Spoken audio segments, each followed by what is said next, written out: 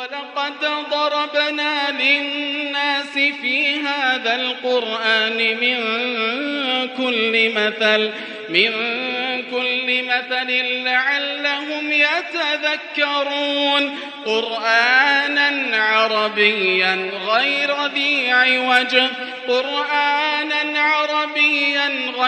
ذي عوج لعلهم يتقون. بسم الله الرحمن الرحيم. إن الحمد لله نحمده ونستعينه ونستغفره ونعوذ بالله من شرور أنفسنا ومن سيئات أعمالنا. من يهديه الله فلا مضل له ومن يضلل فلا هادي له. أشهد أن لا إله إلا الله وحده لا شريك له وأشهد أن محمدا عبده ورسوله. ثم أما بعد. Biz ötken sabakta Naba Suresi'nin tefsirin kıskaça türde oku öğrenip çıktık. Elbette Kur'an-ı Kerim'deki sürelerde, jana ayatlarda жақсы düşünüp amal kılуу üçün biz Kur'an-ı Kerim'deki sürelerde, jana ayatlarda kayra okuy berişimiz kerek болады. Mına ошондо ошол сүрөлөрдү жана аяттарды жакшы түшүнүп алган болобуз. Наба сүрөсүнөн кийинки сүрө Назият сүрөсү. Бул сүрө Наба сүрөсү сыяктуу Макки сүрөлөрдүн катарынан. Макки сүрөлөр, Меккеде түшкөн сүрөлөр көбүнесе Аллах Тааланын таухиди, Аллахтын бирлиги жана акырет тууралуу көбүнесе баяндайды. Акыретке болгон иман кишини бул жашоодо ага өзгөчө тарбия берүү менен бирге башка адамдарга караганда жашоосу башкача болот. Биздин эң негизги ошол жашоодогу кээ бир ислам парыздарына алсыздыгыбыз, же ибадаттарга алсыздыгыбыз мына ушул акыретке болгон иманыбыздын алсыздыгы себеп болот. Эгер биз акыретке чыныгы түрдө иман келтирсек, жана ошондой эле акыретке болгон иманыбыз өзгөчө боло турган болсо, жогорку бийик деңгээлде боло турган болсо, жашообуз түптөн өзгөрөт. Жашообуз башкача болот. Ар бир кадамыбызды Аллахка баш ийүү менен жана Аллахты эстөө менен, Аллах буйрган буйруктарды так даана аткаруу менен жашообузду өткөргөн болор элек. Аллах Таала ыйык Куранда айтат: "Балиддарака илмухум фил ахира". Алардын акыретке болгон ыйманы дейт, алсыз дейт. Алсыз. Балхум фи шаккин минха. Алар акыреттен шектенип жатышат дейт. Жана ва балхум минха амун. Жана алар акыретке болгон мамилеси сокур сыяктуу дейт. Сокур. Аллах өз сактасын. Имандын бир түркүгү мына акыретке иман келтирүү. Киши акыретке иман келтирбесе, бул динден чыгып калат. Мына ошондуктан Назият сүрөсүндө дагы акырет тууралуу жана кыямат кайым тууралуу баяндалат. Бул сүрөнү окууга киришебиз. Бисмиллахир-рахманир-рахим. قال الله عز وجل والنازعات غرقا والناشطات نشطا والنازعات غرقا дегени бул Аллах Таала 5 аятта периштелердин 5 түрү менен ант ичет. Аллах өзү каалаган махлуктары менен анттай алат. Бирок Аллах Таала ант ичкен нерсе өтө маанилүү нерсе. Азыр төмөнкү аяттарда Аллах Таала анттайт. Ван-назиати гарqa. Капырлардын жанын сууруу алуучу, жулуу алуучу периштелерге анттайт. Периштелер, алардын кызматтары бар. Kapıрлардын жанын алуучу атайын бул ишке милдеттендирилген периштелер бар экен. Ал эми ван-нашитати нашта момундардын жанын чечип алуучу, жеңил түрдө чечип алуучу периштелерге ант дейт. Момундардын, момун мусулмандардын жанын алуучу бул ишке милдеттендирилген периштелер бар экен. Капырдын жанын алган убакытта аны каттуу жулуп алат, анын жанын денесинен. Ал эми момундун жаны чыккан кезде анын денесинен жаны жеңил түрдө чыгат. Мунун мисалы нашта ан-уншита дегени бир нерсе байланган болсо, көбүнесе адамдар бир мешокту байлай турган болсо, аны чечиле турган кылып байлайт. Аны бир тарабын тартса, ошол мешок башы чечилип кетет. Ошол сыяктуу эле момундардын жанын периштелер алган убакытта ошол бир нерсени чечкенде жеңил чечилгени сыяктуу денесинен жеңил түрдө жумшактык менен чечип алат экен. Бирок өлүм мастыгы бар. Ар бир инсан өлөр кезинде кыйналат. Бирок капырларга салыштырмалуу момундардын жаны денесинен жеңил түрдө чыгат экен. Эми мына хадисте келет, капырлардын жанын алуу үчүн периште келген кезде аларга аябай жаман сөз айтат. Я айятухан нафсул хабиса аллати канат фил жасадил хабис. Жаман денеде болгон, ыплас денеде болгон ыплас жан чыккының дейт. Аллахтын газабы менен, каар казабы менен, ачуусу менен чыккының дейт. Мына ошол кезде капырдын жаны денесинде титиреп, коркконунан улам денесинде тарап чыкпай туруп алат экен. Мына ошондо жанагы периште капырдын жаныны денесинен сууруп, жулуп алган сыяктуу алат экен. Сууруп алат экен, жулуп алат экен. Мунун мисалы хадисте келет. Пайгамбарыбыз саллаллаху алейхи вассалам айтат: капырдын жаныны жанагы терини нымдап туруп, бир зымды ага мындайча айтканда зымды коюп, мындай зымды тыгып туруп, аны зымды тартсаң зым чыгабы, зым чыкпайт. Бирок ошол тарткан кезде, каттуу тарткан кезде ошол териден бир нерсени жулуп чыгат. Мына ошол сыяктуу эле капырдын жанын периштелер денесинен жулуп алган сыяктуу, сууруп алган сыяктуу алат экен. Ал эми момундун рухуну, жаныны периштелер жакшы сөз менен келет экен. Я айятухан нафсу таййиба аллати канат фил жасади таййиб. Жакшы денеде болгон жакшы жан чыккының деп ага Аллахтын разылыгыны сүйүнчүлөшөт экен. Сүйүнчүлөшөт экен. Момундун жаны жеңил түрдө денесинен чечилгени сыяктуу жеңил түрдө чечилип ошол чыгып кетет экен.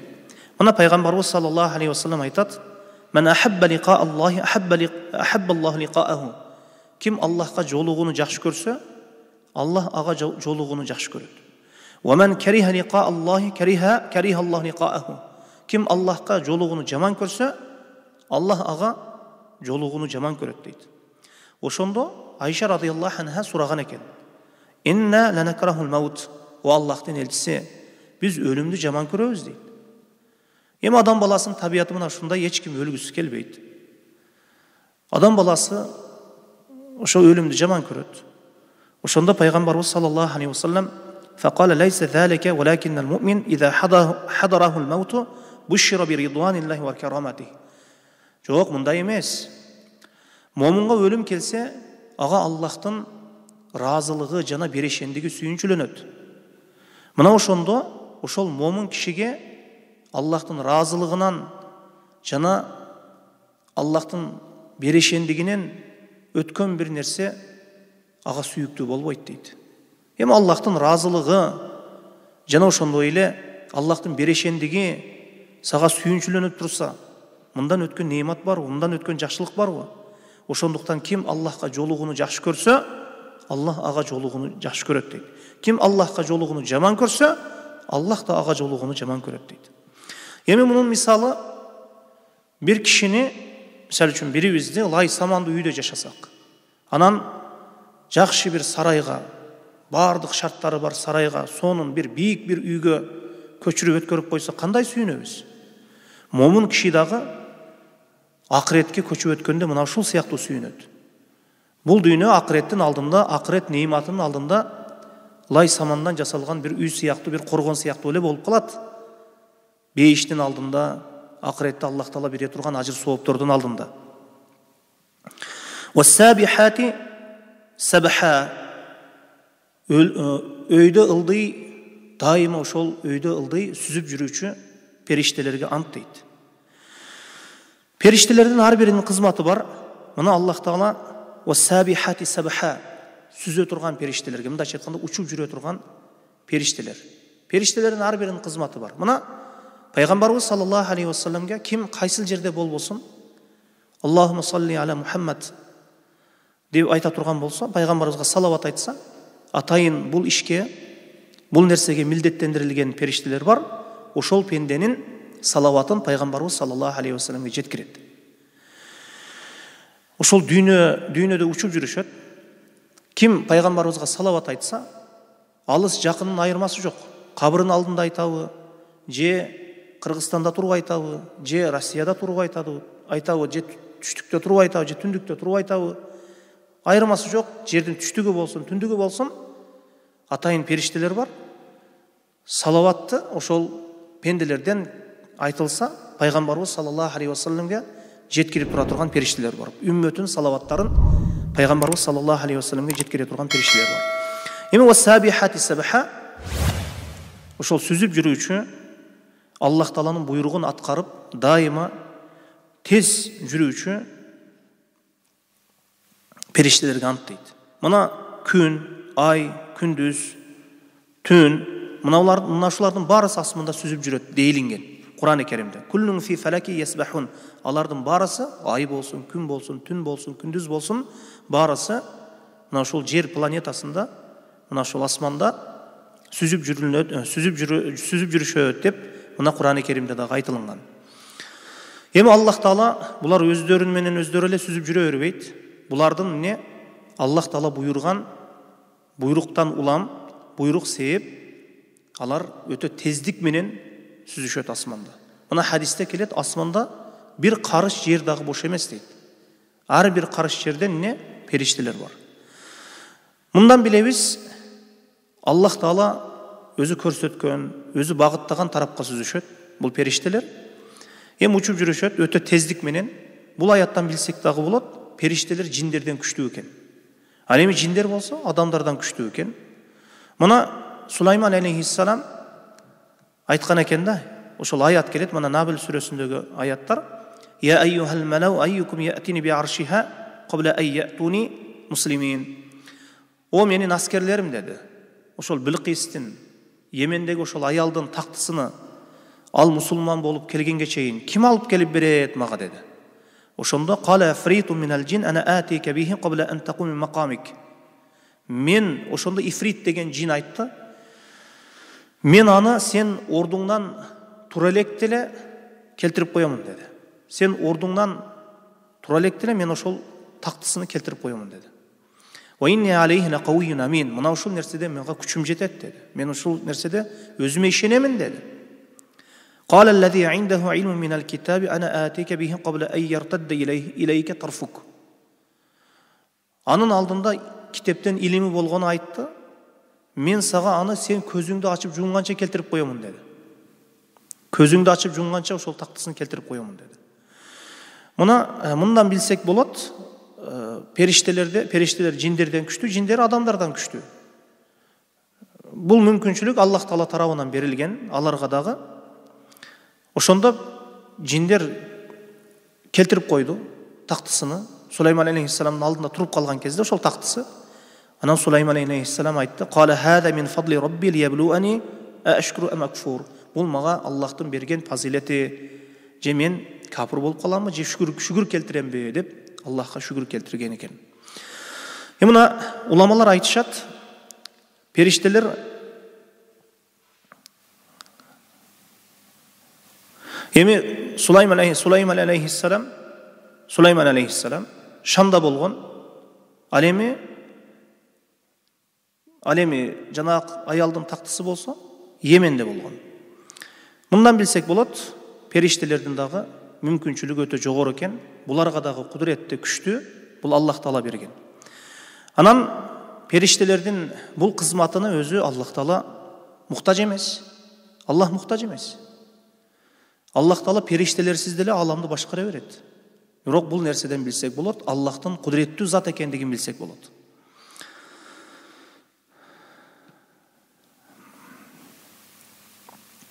Фассабиқати сабиқа. Айдан бул дагы периштелер асманда ошол жарышып, мелдешип, Аллахтын буйругун аткаруу менен жарышып, мелдешип жүргөн периштелерге ант дейт. Мына тозоктогу периштелердин сыпаты мына Кур'ан-ы Керимде айтылат. Алейха малаикатун гилазун шидадун ла яъсуна Аллах ма амраху яфалуна марун. Тозокто орой болгон периштелер бар дейт. Алар эч качан Аллахтын буйругуна каршы иш жасашпайт, жана Аллах Таала эмнени буйрган болсо, ошону аткарышат дейт. Мына периштелердин мисалы. Ва кала Аллах азза ва жалла ва ман индаху ла ястакбируна ана ибадатихи. Аллахтын алдында анын ибадатына текебир болбогон периштелер бар дейт. Периштелер Аллахтын ибадатына текебир болбойт. Мына асманда рүкүдө турган, дайыма рүкүдө турган периштелер бар. Дайыма кыямда турган периштелер бар. Дайыма саждада турган периштелер бар. Фал мудаббирати амра. Жана Аллахтын буйругун башкарып турган периштелерге ант дейт. Мына Жебрейил алейхиссалам мунун милдети, бул периштенин милдети дайыма пайгамбарларга вахий алып келип турган. Пайгамбарлар менен Аллах Тааланын ортосунда ортомчулук милдетти аткарып, мына дайыма бул периште вахий жеткирүү менен, пайгамбарларга вахий жеткирүү менен милдеттендирилген. Ал эми Исрафил периште болсо, Исрафил периште бул сурду чалууга милдеттендирилген. Мына пайгамбарыбыз саллаллаху алейхи вассалам хадисте айтат, Исрафил оозуна кармап турат дейт. Пешенесин тырыштырган абалда сурду дейт. Бул оозунда турат. Исрафил периштенин сур оозунда турат. Сур Исрафил периштенин оозунда турат. Биринчи сур чалынышы менен бар нерсе өлөт, экинчи сур чалынышуу менен бар нерсе жерден тирилип чыгат. Ал эми Микаил бул периштенин өзүнүн кызматы бар, мына жамгыр жаадырат, өсүмдүктөрдү өстүрөт, мына Аллахтын буйругу менен Аллах каалаган жерге бул булуттарды айдап барып эмне жамгыр жаадырат. Жана өсүмдүктөр, жана мына ушул кызматы. Ал эми адамдардын жанын ала турган периште бар. Бул малакул маут деп коет. Бизде Азраил периште деп коет го. Азраил периште, Азраил деп коет. Адамдардын жанын ала турган. Бирок буга Кур'ан сүннөттөн ачык бир далил келген эмес. Азраил деген сөз бул ошол өлүм периштеси мына ушундай аталып калгандыгынын себеби ахли китептерден, ошо Бани Исраилияттан кирген. Ал эми Кур'ан сүннөттө Азраил деп аталынбайт, малакул маут деп аталган өлүм периштеси. Өлүм периштесинин аты Жебрейил, Исрафил, Микаил деп мындай айтылган эмес. Анткени адамдар жакын өлсө, Аллах алам мунун хикматы жакындан ажыраса, өлүм периштесин тилдейт да, сөгөт. Мына ошондуктан аны айтылган эмес, ошондуктан малакул маут өлүм периштеси деп аталынган. Эми периштелердин ар биринин өзүнүн кызматтары бар, жана адамдардын амалдарын жазып туруучу периштелер бар. Жана аял киши ошол боюнда болгон кезде 120 күннөн кийин ошол келип, ошол баланын ошол ажалынын рызкысыны, бактылуу бактысыз болуусун жаза турган периштелер бар. Ар бир ишке милдеттендирилген Аллахтын буйругун аткаруучу, башкаруучу периштелер бар экен. Эми бул 5 түрдөгү периштелер менен Аллах Таала анттады. Бул анттын жообу махзуф болгон. Мындайча айтканда, о Мухаммад саллаллаху алейхи вассалам уада кылынган кыямат күн болот деген. Кыямат сааты болот деген. Мына Аллах Таала эми кыямат саатын баяндап, яума таржуфур раджифа татбауха радифа дейт. Кыямат күнү ошол периште биринчи сурду чалган убакытта titreydi, titriyorçu titreydi deydi. Mındayça aytkanda titreydi deydi. Zilzala болады. Жер titreydi deydi. Yevme tercufur racife, yevme tercufur racife. Titriyorçu titreydi deydi. Бұл өте қатты titrөө болады. Бұл өте қатты zilzala болады. Бұл татбаухур радифе, андан кейін екінші сур çalынады дейді. Мындайша айтканда, о Мұхаммад, мына ушул күндөн адамдарды ескерткен. Мына ушул күндө кыямат күнү адамдардын есине салгын. Ал күнү эки сур çalынады. Биринчи сурда бар нерсе титреп, бар нерсе талкаланып, жердеги бар нерсе өлөт. Экинчи сур çalынган убакытта бардык өлгөн нерселердин барысы тирилип чыгат. Мына биринчи сур менен экинчи сурдун ортосунда 40 бар деген. Пайгамбарыбыз саллаллаху алейхи вассалам. Абу Хурайра радиаллаху анху ошол 40 күнбү дегенде жок деген. 40 айбы дегенде жок деген. 40 жылбы дегенде жок деген. Муну Аллах билет. Биринчи сур менен экинчи сурдун ортосунда 40 бар да. Ал 40 күнбү, 40 айбы, 40 жылбы, Аллах алам, Аллах таала өзү билет. Биринчи сур çalынган убакытта бар нерсе өлөт экен. Бар нерсе титреп, жер титреп, зилзала болуп, бар нерсе талкаланып, мына ва такунул жибалу кал айхнил манфуш, асмандар иштетилген, иштөө берилген жүн сыяктуу болуп, тоолор жүн сыяктуу, иштетилген жүн сыяктуу болуп калат. Жерлер бир тегиз бир абалга келтирилет. Деп мына Макки сүрөлөрдө көбүнесе мына кыямат тууралуу баяндалат. Fa innama hiya zajratu wahida fa idahum bis-sahira. Бул ошол Исрафил периште çalган сурдун бир доогушу гана. Исрафил периште бир сурдун доогушу менен эмне? Бир сур чыкканда эле адам баласы биринчи сурда бар адам баласы өлөт экен. Бардык адам баласы эмне? Барысы талкаланат экен. Жер жүзү барысы талкаланат, мындай тирүү жан калбайт. Экинчи бир сурда çalıнган убакытта бар адам баласы жерден тирилип чыгат. Тирилип чыккан кезде кулубу яума изи важифа. Абсаруhu khashi'a yaquluna a inna lamarduduna fil hafira a idha kunna 'idhaman nakhira qalu tilka idhan karratun khasira. Бул эми капырлардын жүрөгү. Экинчи сур çalынып, бар адам баласы тирилип чыккан кезде капырлардын жүрөгү коркууга толуп калат экен. Капырлар титиреп, жүрөктөрү титиреп, коркуу абалда болуп калат экен. Жана көздөрү жалдырап калат экен. Жана айтышат экен да. Мына Мекке мушриктерди айтышат эле да. Биз өлгөндөн кийин шу чирип кеткен сөбөктөр кайра өзүнө келтирилип, кайра мурдак абалыбызга келтиребиз, кайра мурдак абалыбызга кайтабызбы? Деп мына о Мухаммад саллаллаху алейхи, о Мухаммад деп айтышат эле. Yaquluna a inna lamarduduna fil hafira. Biz өлүп кеткенден кийин, чирип жок болуп кеткенден кийин денелерибиз кайра мурдагы абалыбызга келтирели, кайтабызбы? Ошол чирип сөөк болуп кеткенден кийин. Мына ошондо алар кыямат саатын көрүп, кыямат ишке ашуусун, бул нерсе акыйкат экендигин көрүп, қалу тилке изан карратун хасира. Анан айтышты, бул эгер бул нерсе боло турган болсо, бул зыян деди. Мындайча айтканда зыянга жолуктук деди. Эми бул абсаруху хашия, эми бул кыямат саатыны баяндаган, кыямат саатыны бизге түшүндүрүп берген аяттар бир нече. Мына ва тарахум юрадуна алейха хашиина мин ат-зул янзуруна мин тарафин хафи. Аларды көрөсүң дейт, кыямат күнү ошол кордуктан улам кор болгон абалдарында көздөрүн бир кыры менен мындай карап калат дейт, капырлар дейт. Тозокко карай дейт. Эми вабсар кулубу яума изи важифа. Жүрөктөрү коркууга толуп калат экен. Момундун жүрөгү андай болбойт. Эгер момун чыныгы ахли таухид болуп, Аллахка ширк келтирбеген болсо, Аллах буйрган буйруктарды аткарган болсо, капырлар сыяктуу момундун жүрөгү бир коркууга толуп калбайт кыямат күнү. Аллах таала өзүнүн момун пенделерине баары бир жардам берет. Fa innama hiya zajratu wahida fa idahum bis-sahira. Эми ал бир зажра, бир үн, бир добуш. Исрафил периште бир чалды сурду, бар нерсе өлдү. Бир эле добуш, bir ele ün. Ал эми экинчи сур çaldı, bir ele ün çıktı.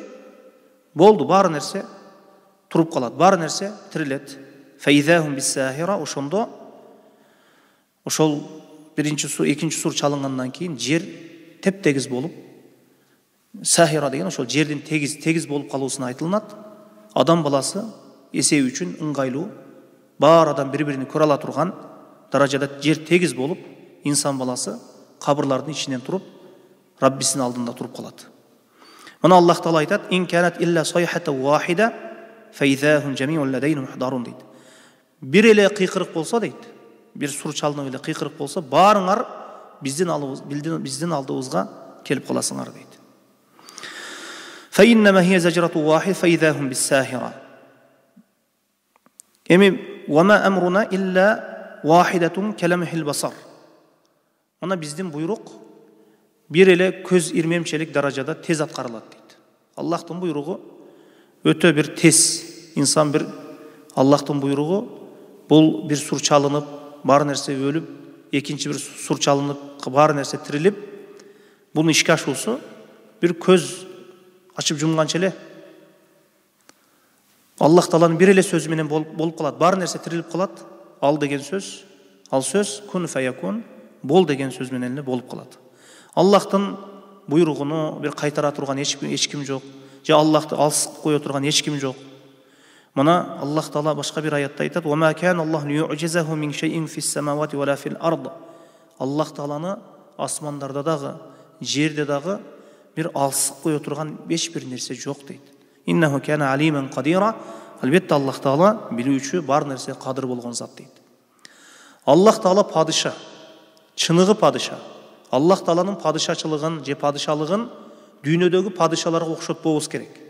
Dünyadagi padişalar barысы kol astındagılarga muhtaç. Dünyanın padişası ошол жардамчыларга muhtaç, vazirlerine muhtaç. Vazirleri dagı жардамчыларга muhtaç. Biz Allah Taala'nın padişahçılığın padişah ekenligin dünyanın padişasınday düşünböylü. Allah'ın padişahlığı ul çeksiz. Allah Taala öz padişahçılığında hiç kimge muhtaç emes, periştelerge dagı muhtaç emes.